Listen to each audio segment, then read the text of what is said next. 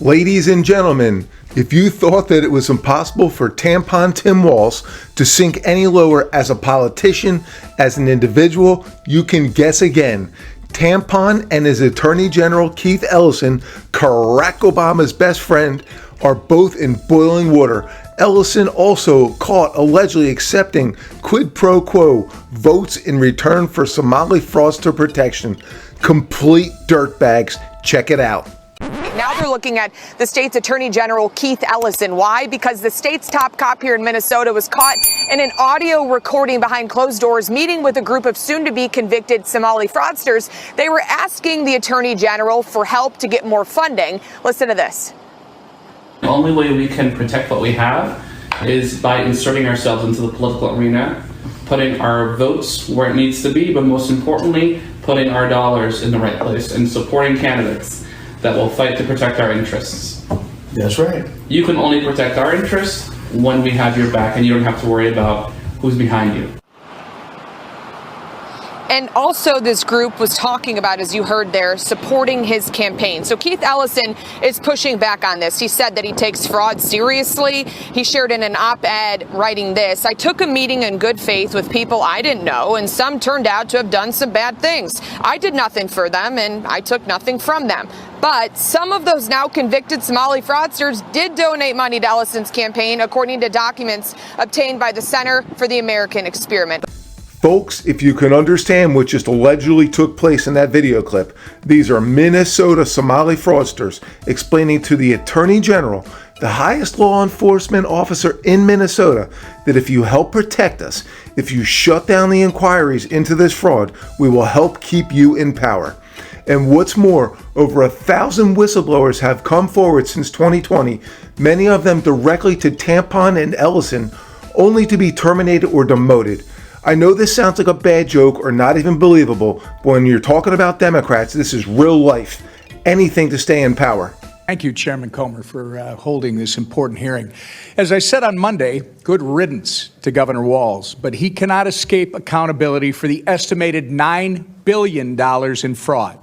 How did this happen? And where the hell has the Twin Cities media been? The Star Tribune is complicit. They have had this story for years, if you just heard, and they've refused to report anything on it. In fact, they continue to try and cover up. Our Minnesota Republican colleagues have demanded answers and accountability for years, but have seen nothing from Walz, his administration, our Democrat colleagues like Tina Smith, Amy Klobuchar, Ilhan Omar, and Angie Craig, or the worthless Star Tribune. Thank God for President Donald J. Trump for finally bringing attention to this issue.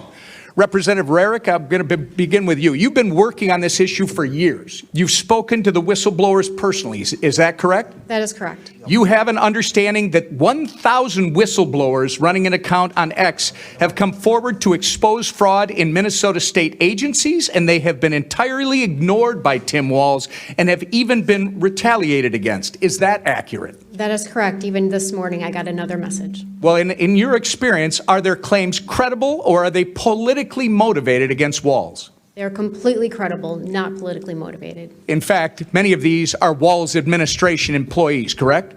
They are actually Democrats as well. Can you quickly give us one example of the retaliation these folks have been facing?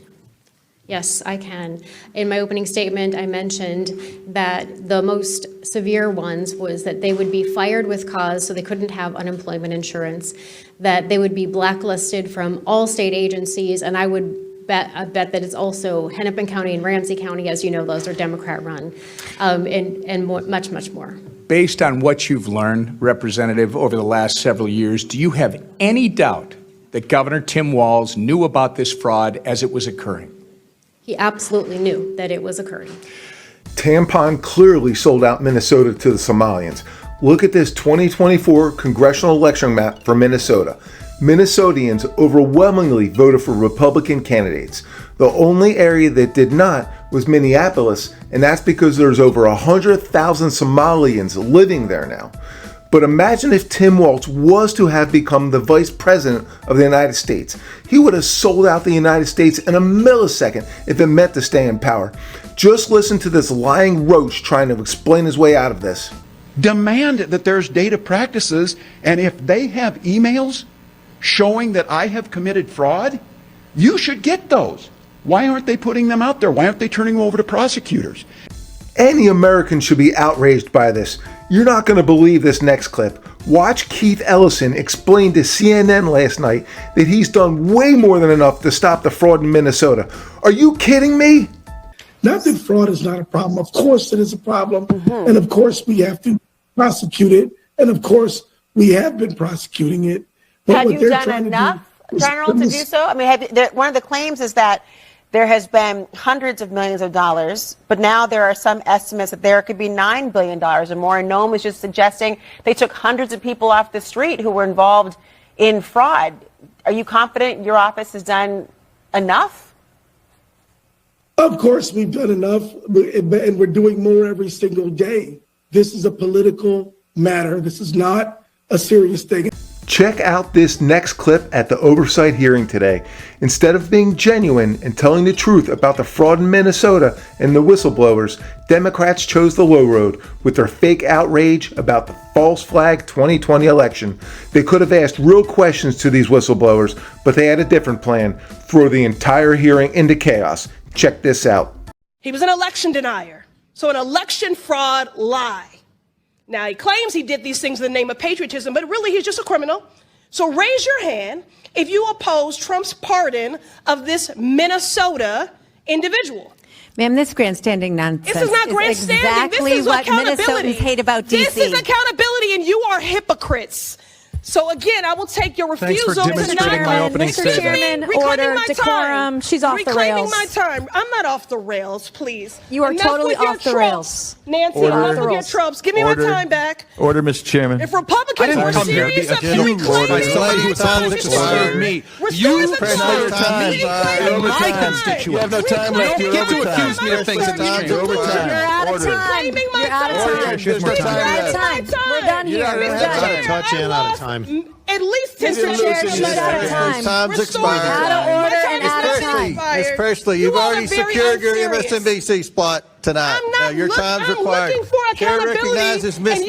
We're going to be so good on MSNBC. Chair recognizes Ms. Mays. And this administration. Thank you, Mr. Chair Chairman. recognizes Ms. And Mays. Mr. Chairman, I agree. She's going to be a great host on MSNBC. This is my time. I wouldn't want to jump in front of Ms. Mays if I were you, Ms. Presley. I reclaim my time. This is my time.